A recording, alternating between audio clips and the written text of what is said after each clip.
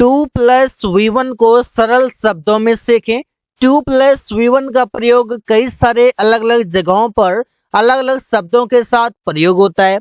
साथ ही साथ 2B+V3 को भी सीखेंगे। इससे भी अलग अलग जगहों पर प्रयोग किया जाता है और ये वो सभी शब्द हैं जो स्पोकन इंग्लिश में डेली बोलचाल में प्रयोग होते हैं। यूज ऑफ यूज्ड टू और इसके बाद आएगा V1 जो कि काफी पॉपुलर है और रोज का रोज स्पोकन इंग्लिश में प्रयोग करते हैं। इसका हिंदी मतलब है कोई काम किया करते थे। जिसे subject used to plus V1 object, इसका प्रयोग करते हैं हैबिट बताने के लिए। इससे मैं स्कूल जाया करता था। I used to go to school. Ravi शराब पिया करता था। Ravi used to drink wine. कोई काम किया करता था, पास्ट में किया करता था ऐसा काम जो रेगुलर हुआ करता था, जो रोज हुआ करता था। was to और इसका हिंदी मतलब है वाला था।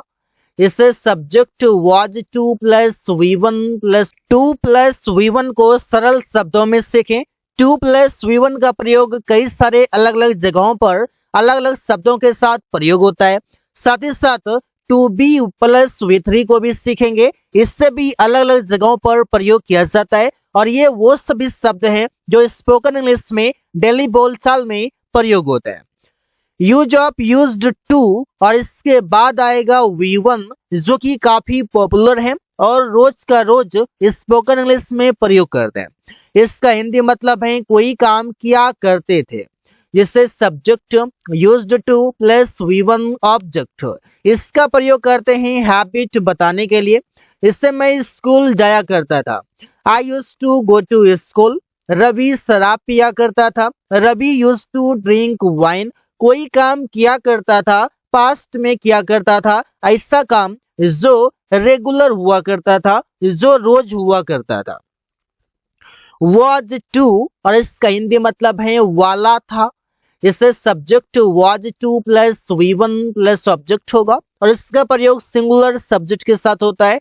इससे रवि पेड़ काटने वाला था। सेंटेंस के लास्ट में है वाला था।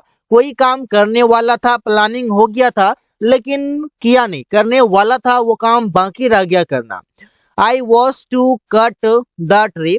सुमन आम तोड़ने वाला था लेकिन नहीं तोड़ा। सेंटेंस का कहने का मीनिंग ये है Suman was to pluck the mango. Pluck means हो जाएगा तोड़ना, जो कि PLUCK होगा। अबाउट 2+V1 ये बताएगा कोई काम करने ही वाला है, कोई काम के होने की नजदीकी को बताना। Subject is MR plus about 2+V1 plus object. अभी चल रहा है 2+V1। देखते हैं इसका प्रयोग अलग अलग जगहों पर करते हैं। वो स्टेशन पहुंचने ही वाला है। He is about to reach the station. ये रीच V1 है। रवि बाजार जाने ही वाला था। ये पास्ट में था है लेकिन था को है बनाना है। Ravi is about to go to market. Ravi बाजार जाने ही वाला है, मतलब 1-2 मिनट में काम को अंजाम देने वाला है। want to मतलब कोई काम करना चाहता है और इसका प्रयोग उसके साथ होगा जो सिंगुलर होगा, वो wants हो जाएगा उसके लिए। wants मतलब ये सिंगुलर के साथ और ये want प्लुरल के साथ। इससे मैं अंग्रेजी सीखना चाहता हूँ, कोई काम करना चाहता हूँ। I want to learn English। Rohan कमरा पेंट करना चाहता है। Rohan wants to paint the room। यहाँ पर wants आ गया क्योंकि रोहन सिंगुलर है और I प्लुरल के कैटेगरी में आता है, इस वजह से इसके साथ want आया हुआ है। मतलब कोई काम करने की डिजायर होना, वहां पर करेंगे। हैव टू मतलब कोई काम करना पड़ता है। इसे आई वी यू दे और प्लुरल नाउन और प्रोनाउन के साथ हैव टू का प्रयोग करेंगे। इससे subject have to plus V1 plus object होगा। बहुत ही कमाल के ये सभी शब्द हैं। अगर ये सभी शब्द सीख लिए तो कई सारे शब्दों को, कई सारे सेंटेंसेस को आप अंग्रेजी में आसानी से बोल पाएंगे, बिकॉज ये वो सभी शब्द हैं जो डेली बोलचाल में प्रयोग होते हैं। उन लोगों को रोज काम करने जाना पड़ता है। They have to go to work daily. कोई काम करना पड़ता है मजबूरीवश।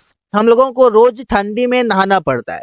अब ठंडी में नहाना मतलब मजबूरी, we have to take a bath in winter daily. Has to, और इसका भी मतलब है कोई काम करना पड़ता है मजबूरीवश। किसके साथ हैज टू प्रयोग होगा? ही, सी, इट और सिंगुलर नाउन और प्रोनाउन के साथ होगा। इससे subject has to plus V1 plus object, लेकिन ये सब्जेक्ट ये सभी होना चाहिए ही, सी, इट और सिंगुलर नाउन और प्रोनाउन। आकाश को पूरा दिन काम करना पड़ता है, आकाश सिंगुलर नाउन है। Akash has to work the whole day. Periya को डांस करना पड़ता है, पेरिया हैज टू डांस। तो सेंटेंसेस बड़े कमाल की हैं और इससे आप सेंटेंसेस बड़े ही आसानी से बना पाओगे। हैड टू मतलब कोई काम करना पड़ता था या कोई काम करना था, लास्ट में ना था भी आ सकता है, या कोई काम करना पड़ता था ये भी आ सकता है। Subject had to plus V1 plus object होगा। मुझे रोज बाजार जाना पड़ता था, I had to go to market daily. Ravi को पत्र लिखना पड़ता था, Ravi had to write a letter. तो कोई काम करना पड़ता था, उससे दिखा सकते हैं पास्ट में कोई मजबूरीवश काम करना पड़ता था। विल हैव टू मतलब कोई काम करना पड़ेगा या कोई काम करना होगा। इससे subject will have to plus V1 plus object होगा। तुम्हें मेरे साथ बाजार जाना पड़ेगा, कोई काम करना पड़ेगा इन फ्यूचर।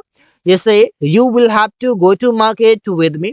कोई भी काम आप बता सकते हैं, बाजार जाने का है, किताब पढ़ने का हो सकता है, साथ में खाने का हो सकता है, कोई और काम करने का हो सकता है। रोहित को आज यहाँ रुकना पड़ेगा, रुकना पड़ेगा उससे मजबूरी है कि उसे रुकना पड़ेगा इन फ्यूचर।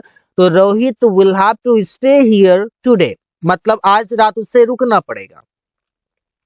एम टू मतलब कोई काम करने वाला हूँ, मैं बाजार जाने वाला हूँ। I am to go to market. Ravi station पहुंचने वाला है, Ravi is to reach the station. कोई काम करने वाला है, इससे लास्ट में रखेंगे। और ये एम का प्रयोग आप कैसे करेंगे? यहाँ पर रवि है, अगर यहाँ पर मैं रख लूं कि मैं स्टेशन पहुंचने वाला हूं, I am to reach the station. अगर आई आएगा तो यहाँ पर एम भी आ जाएगा, रवि रहेगा तो ई जाएगा। R2 मतलब कोई काम करने वाले हैं, फ्यूचर मतलब प्लुरल वाले सब्जेक्ट के साथ प्रयोग होगा। वे लोग मैच जीतने वाले, तो कई सारे लोग हैं, एक टीम है, तो they are to win the match. तुम लोग घर जाने वाले हो, you are to go to house, तो यू प्लुरल होता है, इस वजह से यहाँ पर आर का प्रयोग हुआ है। वर टू मतलब कोई काम करने वाले थे, वे लोग गली सजाने वाले थे। दे were to decorate the street, यहाँ पर आप देख सकते हैं कि ये डेकोरेट V1 हो गया। रवि और रोहन यहाँ आने वाले थे, Ravi and Rohan were to come here. कोई काम करने वाले थे, प्लुरल सब्जेक्ट के साथ वर टू का प्रयोग होगा। वांटेड टू मतलब चाहता था, कोई काम करना चाहता था, मैं उससे मिलना चाहता था। I wanted to meet him. पहचान याद रखेंगे, सेंटेंस बड़ी ही आसानी से आप बना पाएंगे। सुरेश अंग्रेजी बोलना चाहता था, Suresh wanted to speak English. About to मतलब कोई काम करने ही वाला है, मैं रवि स्टेशन पहुंचने ही वाला है, Ravi is about to reach the station. तुम लोग किताब खरीदने ही वाले हो, you are about to buy the book. कोई काम करने ही वाले हो, यही वाला है। गोइंग टू मतलब कोई काम करने जा रहा है, मैं कमाने जा रहा हूँ, I am going to earn. यहाँ मीटिंग होने जा रहा है, कोई काम होने जा रहा है या करने जा रहा है, तो मीटिंग होने जा रहा है, तो the meeting is going to take place here. Take place का मतलब हो गया होना, जिससे शादी होने वाली है या होने जा रहा है, तो वहां पर भी होने के लिए टेक प्लेस, कोई भी इवेंट हो रहा है वहां पर आप टेक प्लेस प्रयोग कर पाएंगे। अब देखते हैं टू बी प्लस V3 का प्रयोग, जिसका हिंदी मतलब है कोई काम किया जाना है, कोई काम किया जाने वाला है या कोई काम करना बाकी है। सेंटेंस प्रयोग होगा, सबसे पहले यहाँ पर आ जाएगा ऑब्जेक्ट, ऑब्जेक्ट के बाद is to be plus V3 होगा। यह सड़क बनाया जाना है, तो this road is to be repaired या कंस्ट्रक्टेड भी आप बोल सकते हैं। यहाँ पर टू बी प्लस V3, ये V3 रिपेयर्ड है। गली सजाई जाने वाली है, कोई काम करने किया जाने वाला है, मतलब पैसिव में हो गया। The street is to be decorated, to be plus V three मतलब किया जाने वाला है या कोई काम करना बाकी है। Object am to be plus V three, मुझे अरेस्ट किया जाने वाला है, तो I am to be arrested, तो इससे आप प्रयोग कर पाएंगे। To be plus V three कोई काम किया जाना है, किया जाने वाला है या कोई काम करना बाकी है, तो यहाँ पर हो जाएगा सबसे पहले object are to be plus V three, पेड़ काटा जाने वाला है। The trees are to be cut, ये कट वी थ्री है। कमरे साफ किए जाने वाला है। The rooms are to be cleaned, यहाँ पर क्लीन्ड आ जाएगा, क्लीन्ड मतलब वी थ्री हो गया। टू बी वी थ्री मतलब किया जाना था, किया जाने वाला था, यहाँ पर हो जाएगा सबसे पहले ऑब्जेक्ट, इसके बाद was to be plus V three, पत्र लिखा जाने वाला था। The letter was to be written, वो पिटाई खाने वाले थे, तो he was to be beaten, ये बीटन रिटर्न ये सभी वी थ्री, और इससे आप प्रयोग कर सकते हैं। To be plus V three मतलब कोई काम किया जाना था, किया जाने वाला था, इससे बोल सकते हैं तुम्हें अरेस्ट किया जाना था। You were to be arrested, ये अरेस्टेड वी थ्री हो गया। उन लोगों को दिल्ली भेजा जाने वाला था। They were to be sent to Delhi, तो इससे प्रयोग आप कई सारे सेंटेंसेस में कर सकते हैं। To be plus V three मतलब कोई काम किया जाना है। Object has to be plus V three, रवि को दंडित किया जाना है।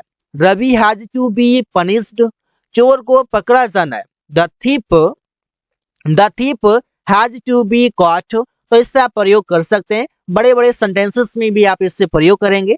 जहां पर आप हैज प्रयोग करेंगे वहां पर समझिए कि कोई काम करना बाकी तो है या कोई काम किया जाना तो है, लेकिन वो अर्जेंट है, उस काम को करना बहुत जरूरी है। और इसका सेम मीनिंग ऐसे भी आता है as to be plus V three के बाद भी आता है, लेकिन वहां पर होता है कि जनरल की प्लानिंग हो गया है, कोई काम किया जाना है, लेकिन वो आज भी होगा, कल भी होगा, 2 महीने बाद भी होगा, नो इशू, बाकी है। लेकिन अगर हैज या हैव लगा दिए तो मतलब वो काम करना अर्जेंट है, उसे जल्दी किया जाना है। To be plus V three जो बताएगा have plus to be plus V three मतलब उन लोगों को दंडित किया जाना है। They have to be punished, ये पनिश्ड वी थ्री हो गया। चोरों को पकड़ा जाना है। The thieves have to be caught, ये कॉट यहाँ पर वी थ्री हो जाएगा। कोई काम किया जाना है लेकिन वो काम बहुत अर्जेंट है, किया जाना है बाकी है लेकिन अर्जेंट है, उसे जल्दी किया जाए। So guys, thanks for watching. That's all for today.